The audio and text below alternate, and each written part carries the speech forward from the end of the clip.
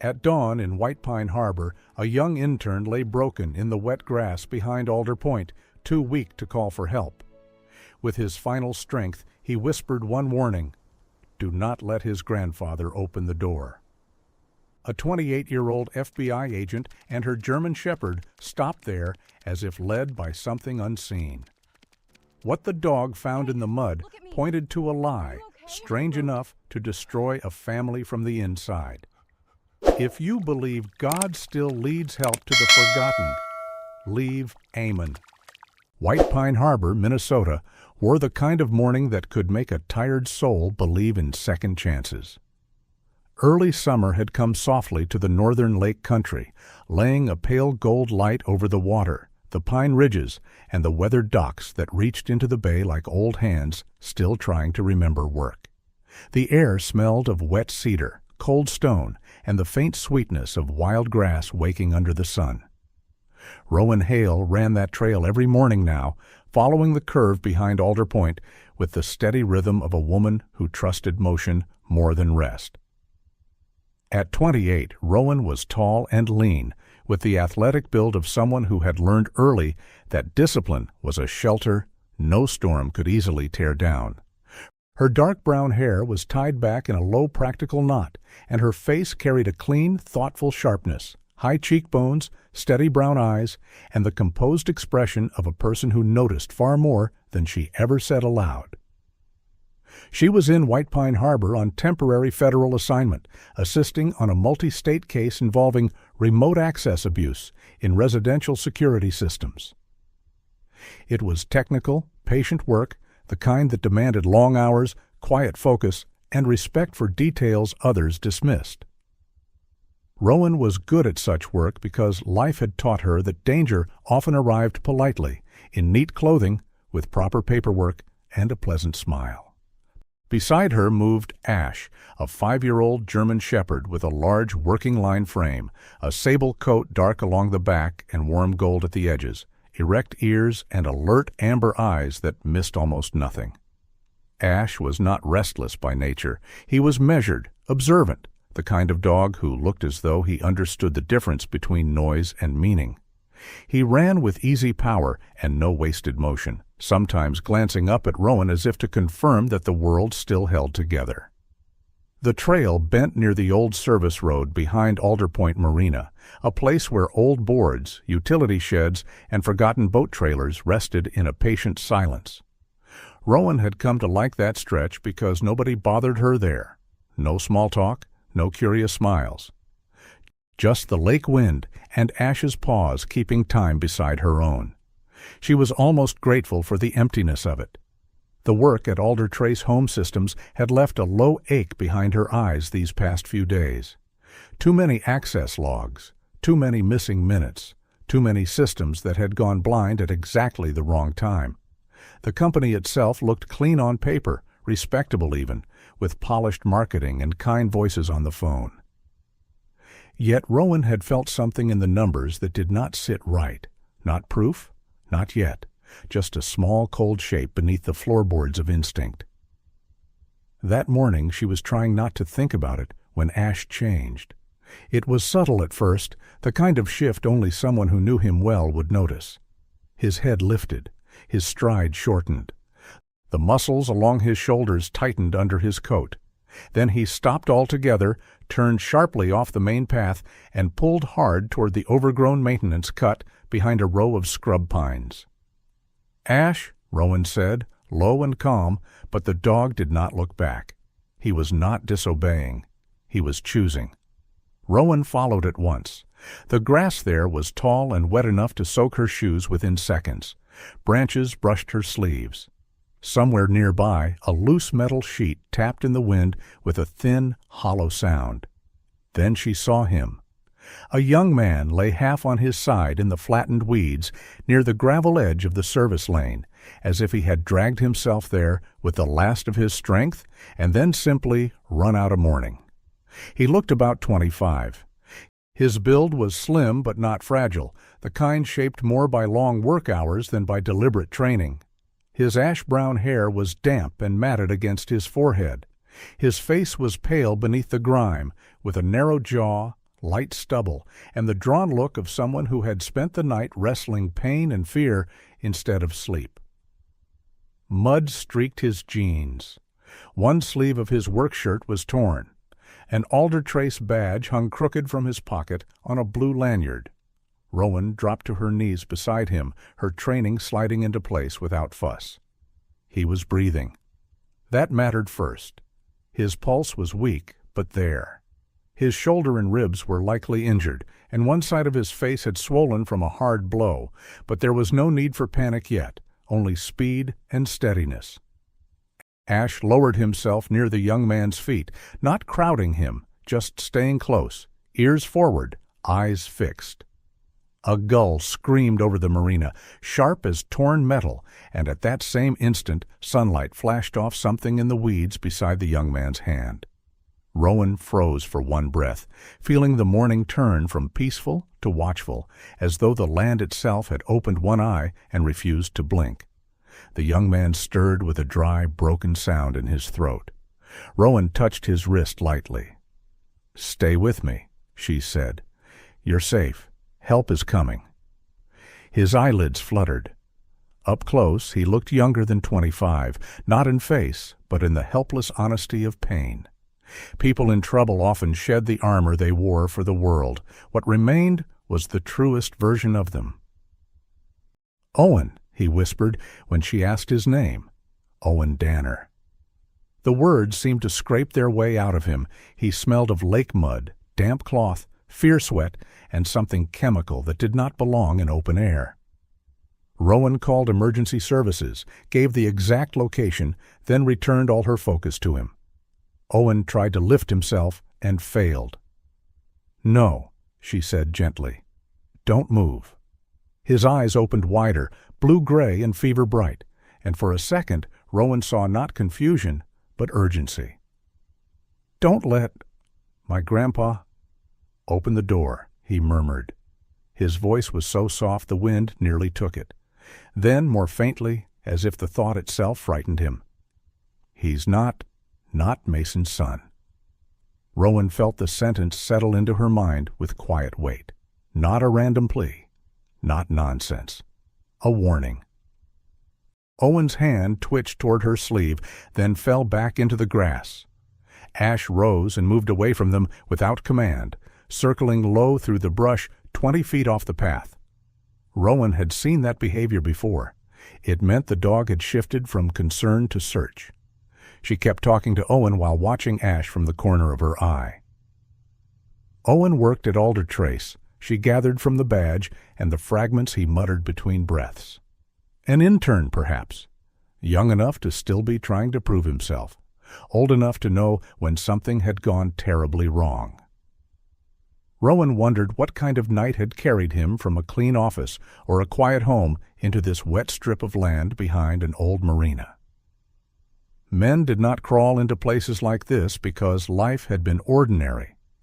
Footsteps and distant voices finally approached through the grass, the medics, efficient and brisk, carrying bright bags that looked almost cheerful against the muted morning. Rowan stepped back only enough to let them work. As they lifted Owen onto the stretcher, Ash gave one short bark and began scraping hard at the ground near the edge of the trail. Rowan crossed to him and crouched. In the weeds lay a torn piece of dark jacket cloth. She picked it up carefully. It was damp and smelled faintly of pool chlorine and machine oil, a strange pairing that made her think of pump rooms, maintenance sheds, locked utility spaces. Something organized, something handled by people who knew how buildings breathed behind their walls. The paramedics carried Owen toward the waiting vehicle, its lights turning silently in the morning like blue reflections on water. Rowan remained kneeling in the grass beside Ash, who had not finished. He kept pawing at the earth with a fierce, stubborn focus, nose pressed low, tail still. "What is it?" she murmured. Her fingers moved through wet dirt, pine needles and roots until they touched something wrapped in slick plastic. She pulled free a small USB drive sealed in a clear waterproof pouch. For a moment she simply stared at it. It was such an ordinary thing, so plain, so quiet, And yet it seemed to pull the whole morning into a new shape. Owen had hidden it, not dropped it, hidden it, which meant he had known he was being followed or feared what would happen if someone found him before help did. Rowan slipped the drive into an evidence bag from her running vest, rose slowly, and looked out over the bright lake beyond the trees. The sunlight was stronger now. Boats would soon be moving.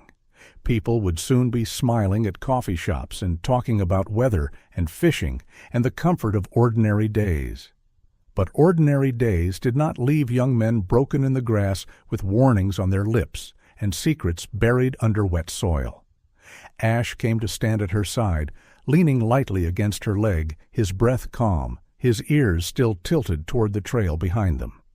Rowan rested one hand on the thick fur at his neck and felt a truth settle into her with the cold clarity of northern water. This had not been a stray act of cruelty in the dark. It was the ragged edge of something larger, and the morning had only just begun. By the time Rowan Hale turned onto Birchline Road, the sun had climbed high enough to lay a clean silver sheen across the lake, and White Pine Harbor had begun pretending, as small towns often do, that nothing truly dark could happen under such honest light. Walter Danner's house stood near the bend where the trees opened toward the water, a cedar-sided home with broad front windows, a deep porch, and the quiet dignity of a place built slowly, paid for carefully, and loved without show. It was not grand in the way magazines admired, but it was the kind of house that held memory in its walls. The flower boxes were watered, the front steps had been swept.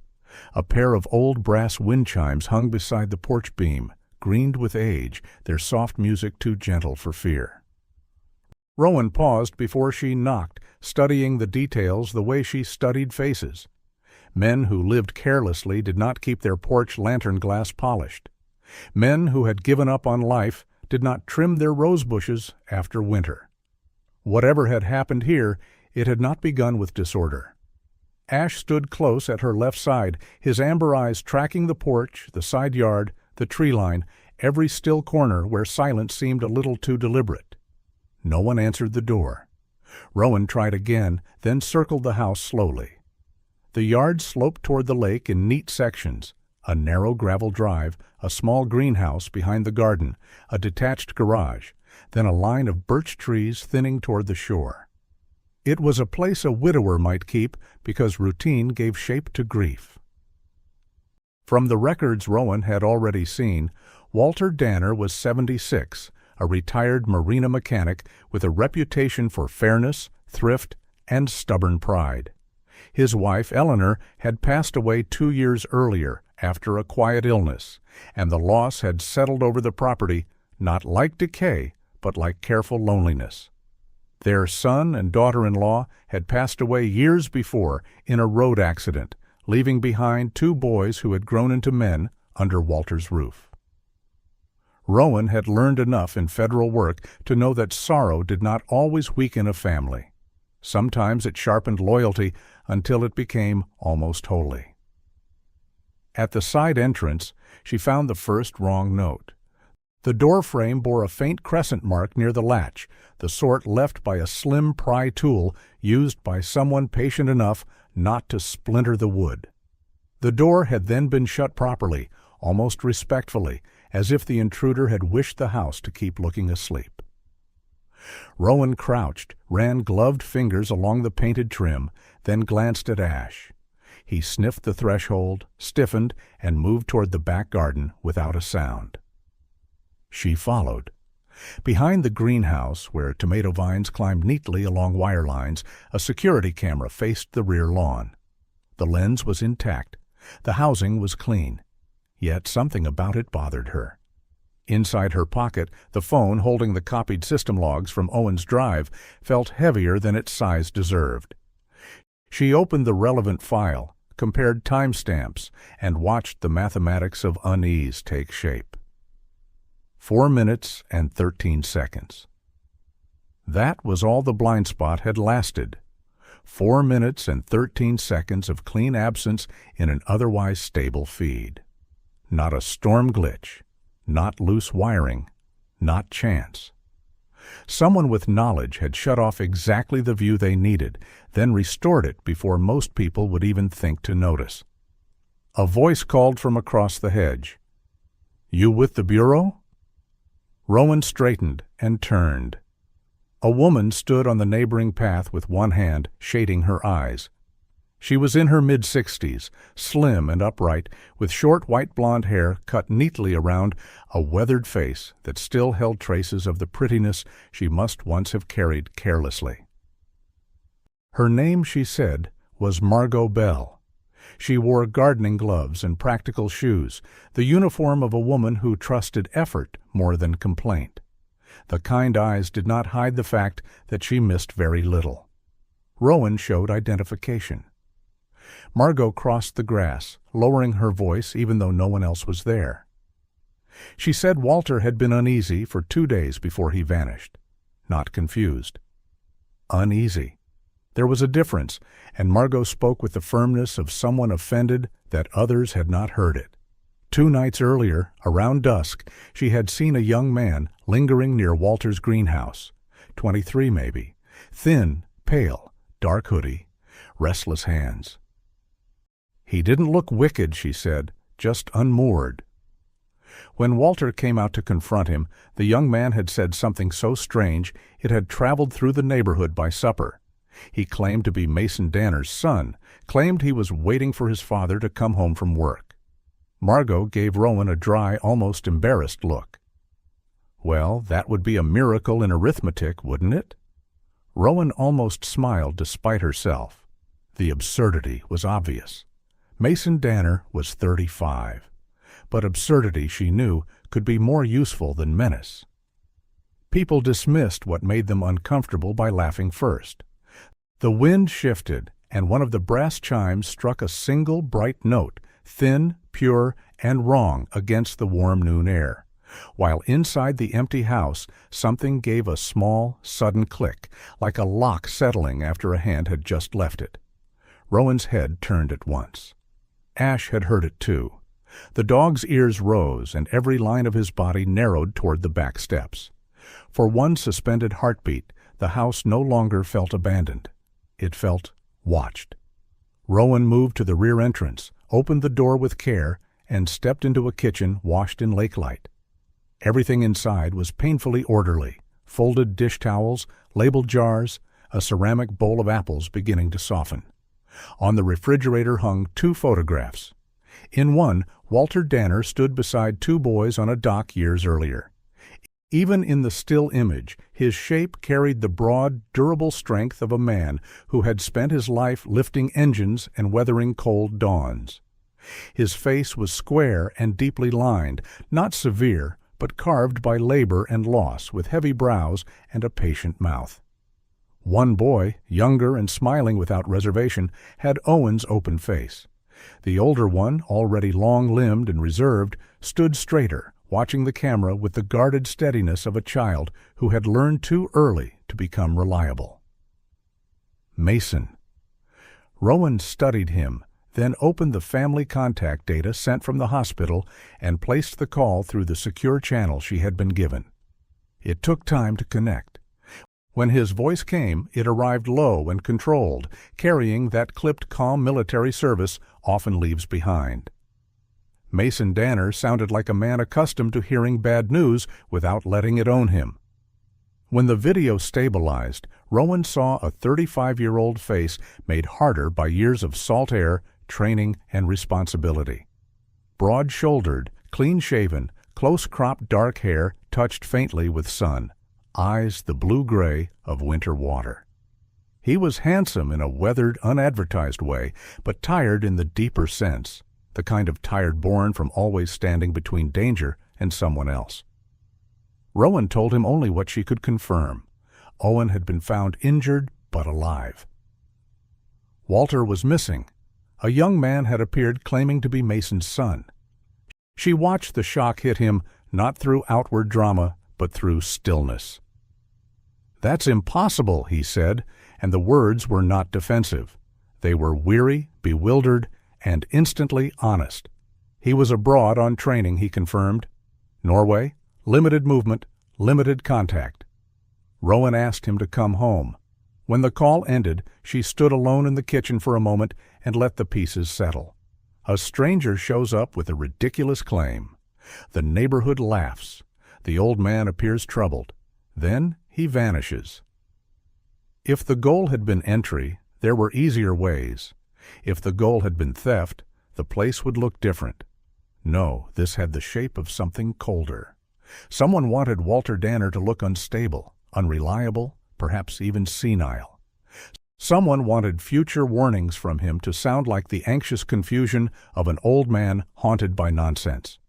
Rowan moved through the house carefully after that, noting what had been touched and what had not. A study drawer left half an inch open, a closet door that smelled faintly of lake mud, a boot tray near the back hall with one space empty, one dry pair still aligned. Ash ranged a few feet ahead, pausing at the rear mudroom. Rowan joined him there and looked down. At the edge of the threshold, where the polished floor met the rubber mat, lay a print that had not belonged to this house's quiet order. Fresh mud, narrow tread, recent enough that the edges still held moisture. She crouched slowly, her own pulse turning thoughtful and cold. Whoever had come here had not simply visited in the night. Someone had returned, and they had done so not long before she arrived. Mason Danner arrived in White Pine Harbor just after dawn under a sky the color of brushed steel, when the lake looked less like water and more like a thought too deep to name. Rowan saw him before he spoke. He stepped out of a dark rental truck with the stillness of a man trained not to waste movement, broad through the shoulders, tall enough to seem even taller when he held himself fully upright, his duffel bag hanging from one hand as if it weighed no more than a coat. At 35, Mason carried the kind of face that did not invite easy questions. His features were angular and weathered by cold air, salt, and long discipline, his jaw clean-shaven, his dark hair cut close, and his eyes a stern blue-gray that looked almost colorless when he was tired. But tired was exactly what he was. Not merely from travel. Rowan recognized the deeper kind at once, the fatigue of a man who had spent years being the strong one because life had once taken his parents too early and left him no time to become anything softer. Ash studied Mason carefully, not with distrust, but with the measured attention he gave anyone who carried grief under control. The dog stood beside Rowan, sable coat catching the pale light, ears high, amber eyes calm. Mason's gaze went to Ash first, then to Rowan. "You found my brother," he said. His voice was low, controlled, and roughened by lack of sleep. Rowan nodded. Alive, hurt, but stable. She saw the smallest change in him then, not relief exactly, but a tightening that told her relief had no room to breathe while Walter was still missing.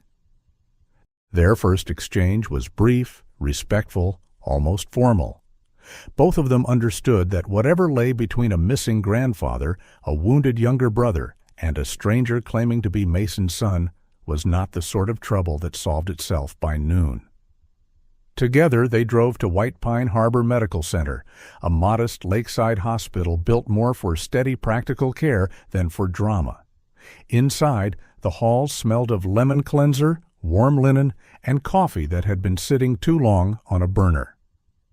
Owen Danner looked smaller in the hospital bed than he had in Rowan's memory from the trail, as pain often stripped people down to the youth still hidden inside them.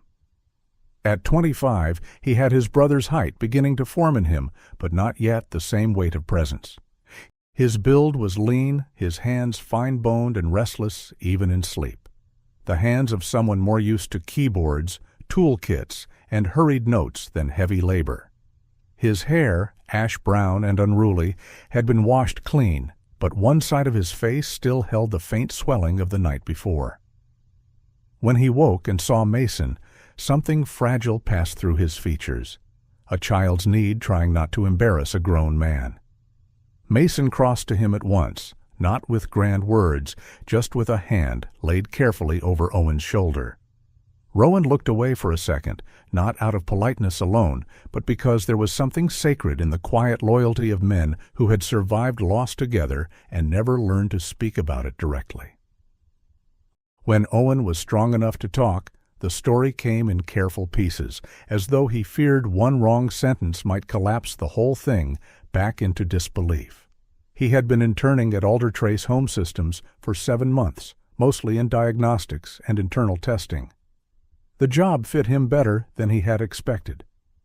Owen was bright in the quiet, unshowy way some young men are, more comfortable fixing what others overlooked than standing in the center of attention. After losing his parents so young, he had grown into the habit of watching rooms before entering them, reading tone before trusting it, always trying to make himself useful, because usefulness had once felt like the safest way to remain wanted.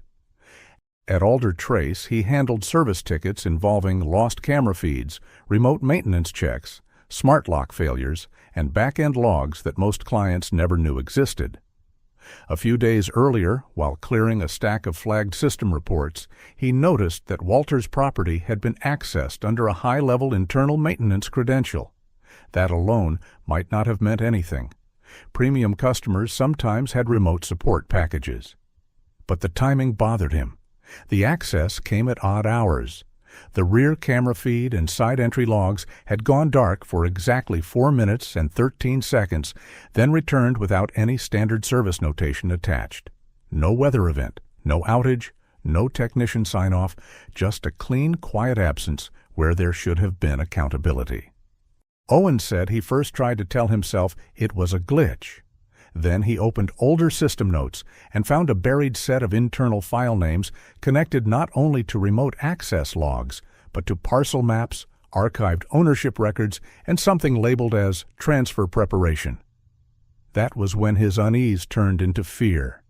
He copied the log cluster and supporting metadata onto the USB Rowan had recovered, wrapped it in plastic from his lunch bag, and planned to take it somewhere outside the company. Before he could, Walter called him late in the evening and asked him to come over. Owen said his grandfather's voice had sounded wrong, not confused, not weak, but wound too tight, as if the old man had been holding his breath against something ugly and did not know who else to trust. A monitor beside Owen's bed gave one sharp electronic chirp, and sunlight flashed cold across the metal rail as his fingers clenched the blanket. For one suspended beat, the whole room seemed to listen with them, as though truth itself had paused in the doorway before deciding whether to enter. Owen swallowed and went on. When he reached Walter's house, the porch light was on, but the side yard was dark. He found the rear entrance unlatched, which Walter would never have allowed at that hour. Inside, nothing looked ransacked, yet something felt wrong in the air, as if the house had been handled by hands trying not to leave fingerprints on memory. He heard movement near the study hallway and stepped in just far enough to see a man he could not fully identify. Tall, dark jacket, gloves. Calm, not searching wildly like a burglar in a hurry, but moving with exact knowledge. The stranger went straight to the built-in cabinet where Walter kept older files, repair receipts, and a few family papers he never trusted to drawers upstairs. Owen called out, and the man turned only halfway, as though even surprise had been measured in advance. Owen remembered almost nothing after that with certainty, except the smell, machine oil and something sharp and chemical like treated water near a pump room or indoor pool system. He believed he was struck, then woke outside long enough to crawl away from the house. He had hidden the USB because some stubborn part of him knew the thing in his pocket mattered more than his phone, more than his badge, maybe even more than being believed. Mason listened without interrupting, but Rowan saw the change in him the way one sees weather move across lake water.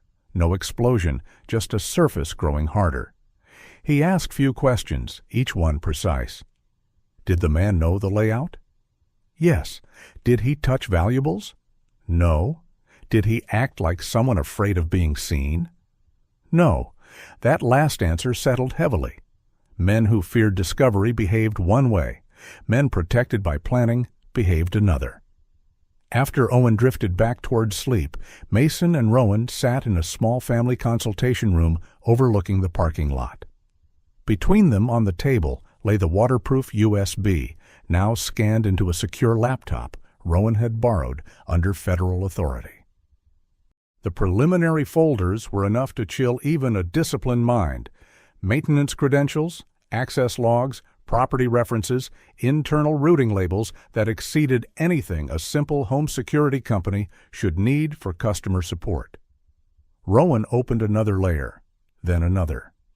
Somewhere outside, Ash paced the corridor with patient quiet, watched by a nurse who had already decided he was the best-behaved soul in the building. Mason leaned forward as a final directory loaded on the screen. Rowan's eyes fixed on the words first, then his did. Neither of them spoke for a long moment. On the monitor, in neat black type against a pale folder tab, was the name that turned suspicion into shape. Legacy Transfer. Danner Parcel. By late afternoon, White Pine Harbor had taken on that strange northern stillness that made every storefront, church steeple, and gas station canopy look as if it had been set carefully into place by a patient hand. Rowan Hale drove with one elbow near the window and her eyes moving from road to notes to memory, while Ash sat in the back seat with the quiet dignity of a partner who understood the gravity of silence. Beside her, Mason Danner seemed carved from a harder weather than the town itself. He had changed into a dark flannel shirt and worn jeans, civilian clothes that could not quite hide the military discipline in the way he sat or the alertness in his shoulders. At 35, Mason had the kind of face that grew more striking the less it tried to impress anyone.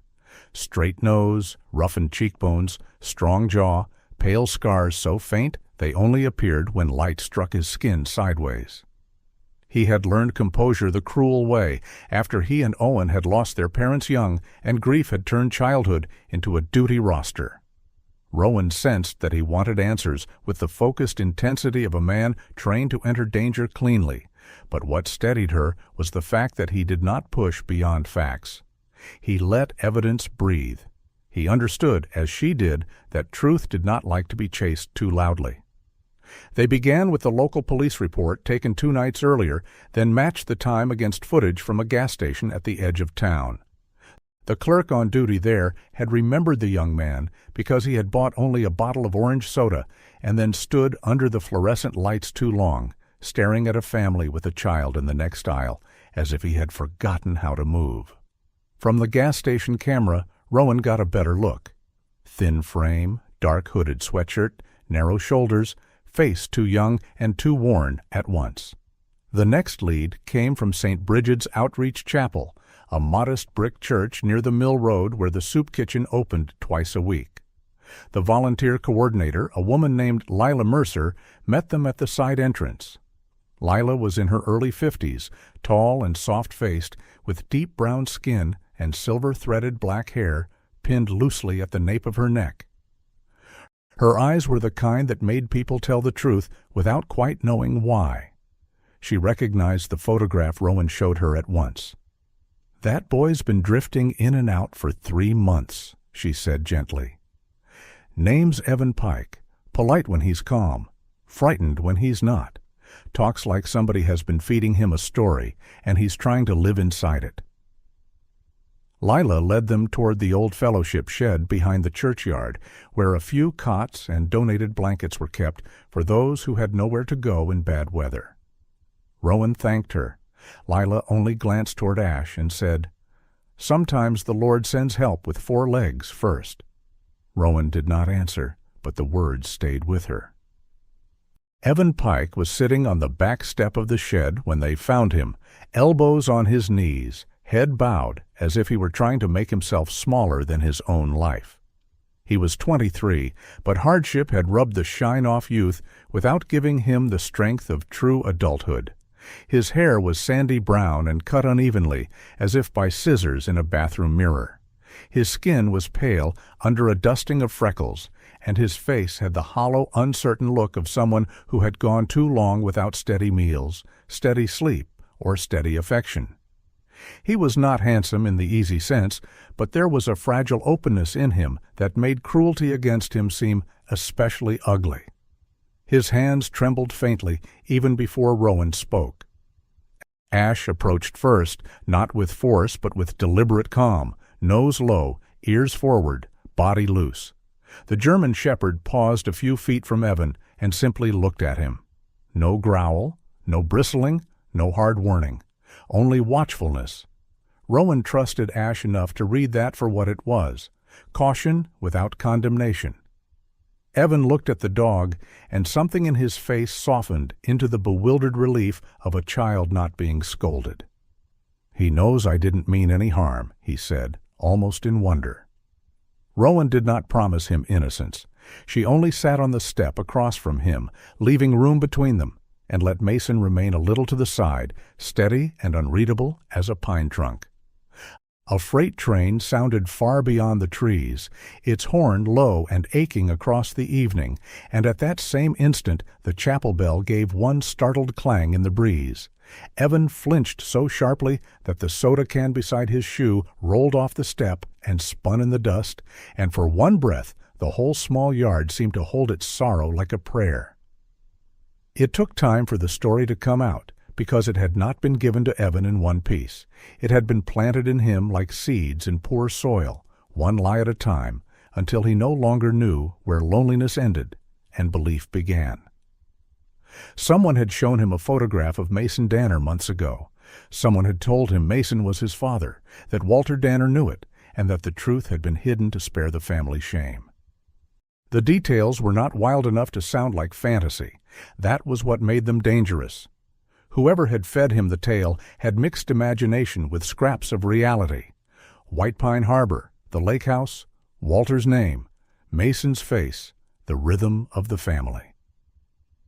Evan had been told to wait near the greenhouse and say only one thing, that he was waiting for his father to come home from work. "They said if I just showed up, they'd have to admit it," he murmured, eyes fixed on his hands. "They said old men keep secrets until the secret walks right up to the porch." Mason's jaw tightened, but Rowan saw compassion pass through his anger. He knew what it was to be young and made to carry things that should never have been placed on a boy. Rowan asked who had told him all this. Evan shook his head helplessly. A man, middle-aged, nice coat, clean truck, never rude, never rushed. The sort of man who could pass through a town without being remembered except as respectable. Then Evan gave them the piece that shifted the case again. On the night Owen was injured, he had been near the Danner property, too ashamed to approach, but too tangled in the story to stay away. He saw a vehicle in the side drive and watched Walter come out onto the back steps. Not dragged, not chased. Walter froze when he saw what the man in the truck was holding. An old blue tin box with white paint worn thin around the edges. Evan remembered it because Walter made a sound like his heart had fallen out of him. Then the old man moved faster than Evan believed someone his age could move. He went straight toward the vehicle. "He got in because of the box," Evan whispered. "I think he thought he could take it back." Rowan exchanged a glance with Mason. A box like that would not matter to a thief looking for cash. It would matter to a family. Letters, deeds, keepsakes. Eleanor Danner's things, perhaps. Papers Walter would never leave in a bank where strangers could touch them. From there, the rest aligned with terrible clarity. The purpose may never have been to seize Walter as a prize. It may have been to draw him out, separate him from the house, buy time, and silence the one man whose word could challenge whatever paper trail was being built around him. Owen had been struck because he saw the machinery beneath the story. Walter had vanished because he knew what the machinery was trying to take. When they finally left the chapel grounds, dusk had fallen in that slow, blue northern way that made even familiar roads seem to be remembering older names.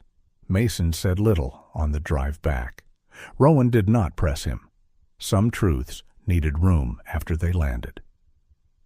Ash settled behind them, calm but not relaxed, his gaze shifting from side window to rear glass every few minutes. Rowan noticed that before she saw the alert. Her dashboard screen flickered once, then steadied. A small red icon appeared in the corner of the dashcam interface. Signal interruption detected. Rowan pulled to the shoulder beneath a stand of birches and checked the log. The camera had lost feed for exactly 12 seconds, less than 5 minutes earlier. 12 clean seconds.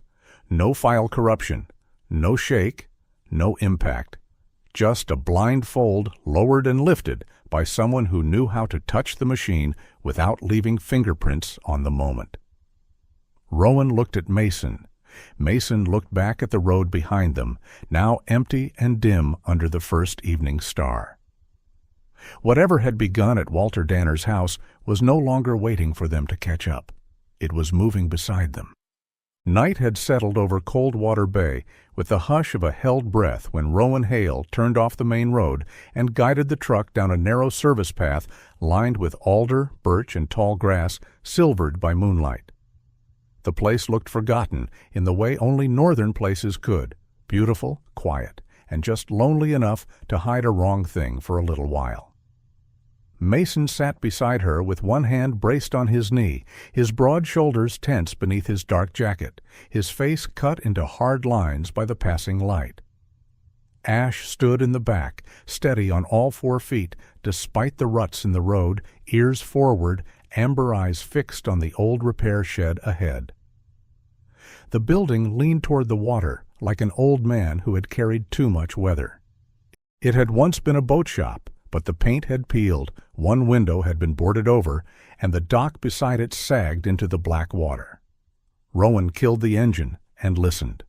No voices, no truck doors, no footsteps, only the lake brushing wood and the thin rasp of wind against rusted metal. Evan's broken story, the access logs, the blind camera gaps, and the old routes around the bay had all led them here. Rowan had learned long ago that when several weak clues began pointing in the same direction, wisdom meant going quietly and arriving ready. Ash was first to move. He jumped down, nose low, body controlled, then stopped halfway to the shed and turned his head toward the side door. That was enough for Rowan. She drew her flashlight, Mason took the lead at the entrance, and together they stepped inside. The smell hit first. Cold, damp wood, machine oil that had lived in the boards for years, and the stale air of a place shut too long. Walter Danner sat in a chair near the back wall, not tied, not broken, but left there with the cruel calculation of someone who had wanted his silence more than his suffering.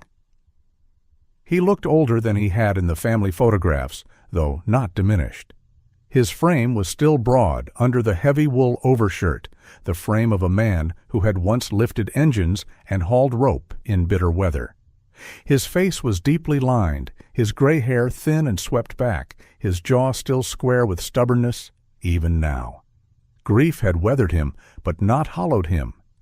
He carried the dignity of men from an older America, practical, proud, and a little too willing to bear pain without witnesses.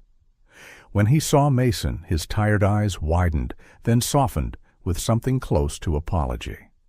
Mason crossed the room in 3 strides and crouched beside him. Neither man was built for speeches. Mason touched his grandfather's shoulder. Walter laid one rough hand over his grandson's wrist. That was all, and it was enough to fill the room with more feeling than any grand declaration could have done. Rowan checked him quickly. Dehydrated, shaken, exhausted, but lucid. Ash came close, pressed his shoulder once against Walter's knee, and the old man closed his eyes for a second, as if that simple living warmth had steadied some trembling place inside him. "They didn't want me gone forever," Walter said after a moment, voice dry but firm. "Just long enough." Rowan asked what they wanted. Walter gave a bitter little breath. Time, papers, fear, whatever could make an old man doubt his own footing. Somewhere above them, a loose sheet of tin slammed once against the roof beam, loud as a shot in the stillness, and dust fell through the flashlight beam like pale ash. For one frozen heartbeat, Walter's hand clenched Ash's fur. Mason half turned toward the door, and Rowan felt how thin the line was between rescue and being 1 minute too late. When the echo passed, Walter began to speak in fuller pieces. After Mason and Owen's parents were lost years ago, the house on Birchline Road had become more than property. It was the last place where the family still felt whole. Eleanor, his wife, had kept that house filled with small mercies: cinnamon bread, folded laundry warm from the line, flowers in chip jars on the windowsill. When she passed away 2 years earlier, Walter had stayed because leaving felt too much like letting the whole family vanish twice. In recent months, however, men in polished jackets had begun asking questions about parcels around the lake. Not just his house, easements, access rights, old boundary agreements, small strips of land most people ignored until money taught them to notice. Walter had refused every offer. Then the visits turned stranger. Systems flickered. Locks behaved oddly. People seemed to know when he was home and when he was not. Rowan listened, and the picture she had only suspected now stood in cleaner outline. Alder Trace was not simply a home security company with a dirty employee or two. It was the technical arm of something colder, a way to study routines, blind cameras, test habits, and map the private lives of older homeowners until pressure could be applied at just the right point. Owen had stumbled into the mechanism. Walter still held the paper that could stop it. Walter told them about the blue tin box. He had kept it because banks felt too far from love. Inside were the original lake access documents, an old right-of-way agreement, and family letters Eleanor had written across the years. Simple notes, prayers, birthday cards, reminders of grocery lists and doctor visits, and grace. The sort of paper greedy men called clutter and faithful men called home. He knew what it was, Walter said quietly. Knew exactly what to lift to make me follow. Rowan asked who. Walter looked toward the open door, moonlight cutting his profile into something stern and wounded. "A man I trusted once," he said.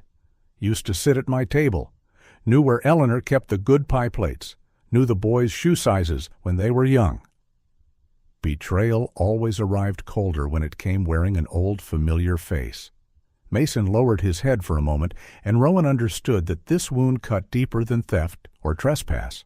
Someone had not only studied the family, someone had used memory against them. They helped Walter to the truck and waited for backup to secure the shed. Later, in the quiet of the motel room after paramedics had cleared Walter as stable enough to rest, Rowan sat at the small table while the old man opened the blue tin box with hands that trembled only from weariness. Inside lay folded deeds tied with faded string, official county copies marked by age, and beneath them a packet of letters in Eleanor's careful hand. The paper had softened at the creases from being opened so often. Rowan did not read the private words. She did not need to. The tenderness in the way Walter touched the stack explained why no price on earth could have persuaded him to sell the house that held those voices. Then a photograph slid loose from between the papers. It was old enough for the colors to have warmed with time. Walter and Eleanor stood on the Birchline porch, younger, smiling with the cautious hope of people who had already seen hardship and chosen joy anyway.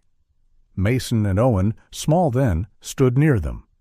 And behind Walter, one hand resting easy on the porch rail like a man who belonged there, was a familiar face Rowan had seen in the technical files tied to the access logs. The features were younger in the picture, fuller in the hair, less sharpened by ambition, but unmistakable. Rowan lifted the photograph toward the lamp, and the truth landed in her chest with a calm, terrible weight. The man who had once stood inside the light of the Danner family home was now the one standing behind the machinery that meant to take it from them. Morning returned to White Pine Harbor with a brightness so clean it almost felt merciful, as if the town itself wished to wash away the stain of what had happened behind its pretty windows and quiet docks. Rowan Hale had slept very little, yet there was no blur in her mind now. The case had finally taken its full shape. On the small desk in her motel room lay the pieces in neat order. Owen Danner's copied logs from Alder Trace, the internal access records, Evan Pike's statement, Walter Danner's original lake access papers, the history of quiet purchase offers around the shoreline, and the old family photograph from the blue tin box. In that photograph stood the man Rowan had now confirmed through internal Alder Trace credentials and archived vendor records. Gavin Stroud, director of field operations for the company, once a familiar guest at the Danner home, now the careful hand behind the false story, the silenced cameras, and the pressure campaign wrapped in politeness. Gavin was 51, lean and well-kept, with silver beginning at the temples, an expensive haircut, and the kind of face that never raised its voice because it had spent years learning how much easier it was to control people with courtesy. He looked like a man who would remember birthdays, hold doors, and send condolence flowers. Rowan had met men like that before. They hid their cruelty inside good manners because it let them walk through a town without casting a shadow anyone wanted to name. Before the sun had fully cleared the pines, Rowan had already moved. She secured the warrants, coordinated with county deputies, and requested the search and seizure orders necessary to keep the case from turning into gossip instead of law. By the time White Pine Harbor gathered that afternoon for the annual Harbor Day event by the lake, the machinery had already begun closing around Gavin and the small circle that had helped him. The festival grounds were full of summer softness. Children with lemonade, old couples in folding chairs, local vendors under white tents, a country band tuning instruments near the bandstand. It would have been a lovely day if truth were not waiting just behind the music. Rowan stood near the lakeside pavilion with Ash at her side, his sable coat bright under the sunlight, his posture relaxed but alert, like a sentinel carved out of loyalty and instinct. Mason stood a few feet behind her with Walter and Owen. Walter looked tired but upright, dressed in a clean blue shirt Mason had brought from the house, his broad old shoulders no longer bowed by uncertainty. Owen was still pale from the ordeal, but there was a new steadiness in him now, the first sign that a frightened young man had realized he had helped pull a lie into the open. Mason remained what he had been all along, guarded, solid, and unwilling to let his family face another storm alone. Yet even he had stepped back enough to let Rowan hold the center, and that was part of why she trusted him. She did not need a hero trying to outrun the facts. She needed someone strong enough to stand beside the truth when it arrived. The deputies moved quietly through the crowd, already positioned near Gavin's booth. Alder Trace had sponsored one of the festival tents, all polished signage and smiling brochures about safety, trust, and modern peace of mind. Gavin himself stood beneath the canopy in a pale summer blazer, greeting townspeople with that measured warmth men like him used the way others used tools. When Rowan approached, he smiled first. "Agent Hale," he said, as if he had expected her and found the occasion charming. Up close, his eyes were colder than his voice. She noticed that. Good liars often forgot the eyes because they trusted the mouth too much. Rowan did not waste time. She laid out the bones of the truth plainly, each one backed by paper, timestamp, witness statement, or warrant return, the internal credential used to cut Walter's rear cameras.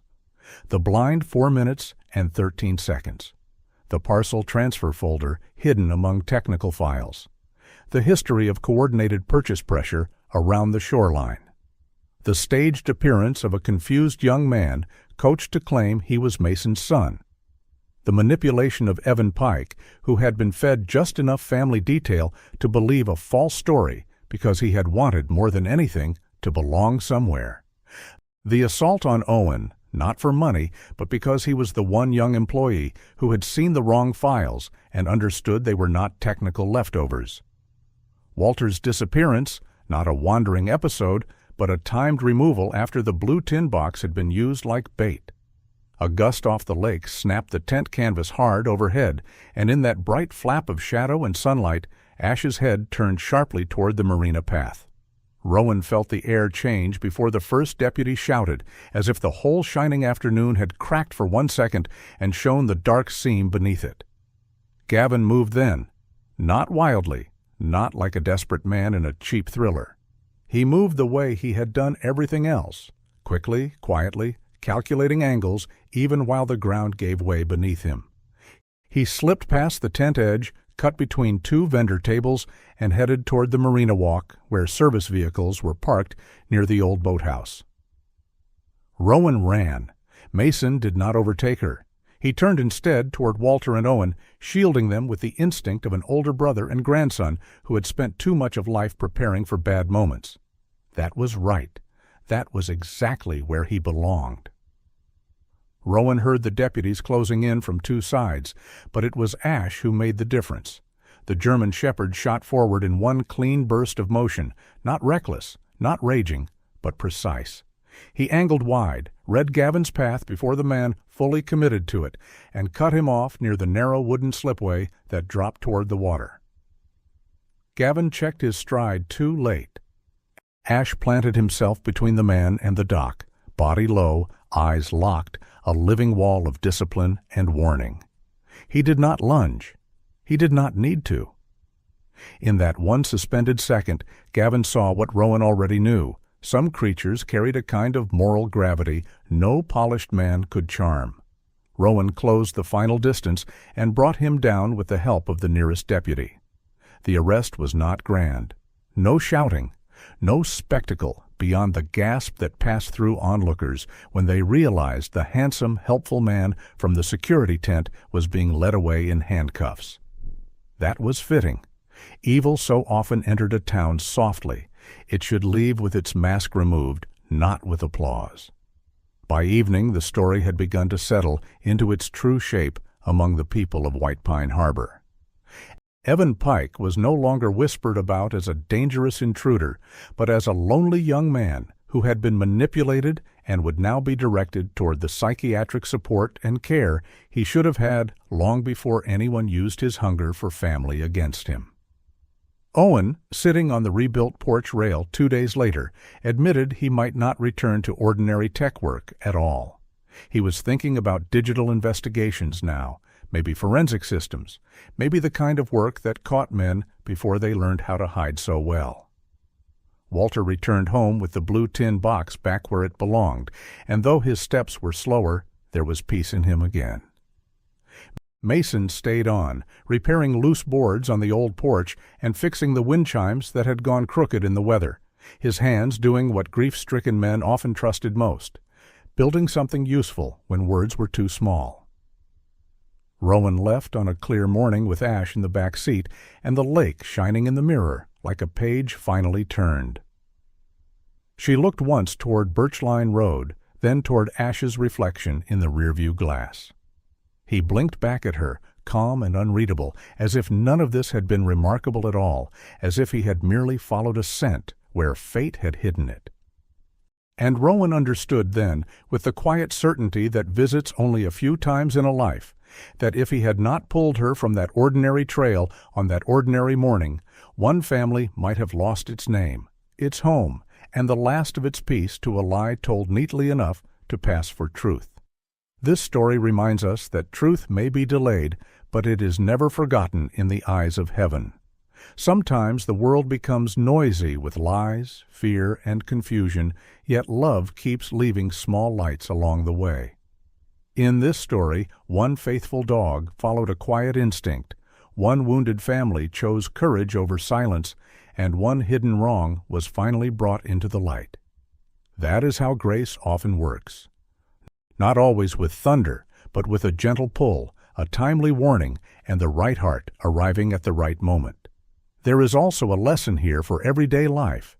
Many people around us carry private pain that cannot be seen from the outside. An elderly neighbor may be lonelier than anyone knows. A young person may be fighting confusion while still trying to be brave. A family may look ordinary while carrying years of sorrow behind closed doors. That is why kindness matters. A phone call matters, a visit matters, listening matters. In a hurried world, compassion is still one of the holiest things a person can offer. And let us not forget the animals God places in our lives. Their love is often pure, steady, and free from pride. A loyal dog does not care about status, money, or appearances. A good animal sees the heart before the world does. They comfort the grieving, protect the fragile, and sometimes lead us toward truth when human eyes are too tired to see it. If you have an animal in your life, cherish that gift. If you see an animal in need, show mercy. Love toward animals teaches the soul gentleness, and gentleness is never wasted. Perhaps that is one of the quiet miracles of God. He can use even the smallest moment to save a life, restore a family, and uncover what was hidden. A morning walk can become a rescue. A faithful dog can become a guide. A broken story can become a testimony of healing. In our daily lives, we may not all face danger like this family did, but we all face choices. We can choose honesty over convenience, mercy over indifference, courage over fear, and love over coldness.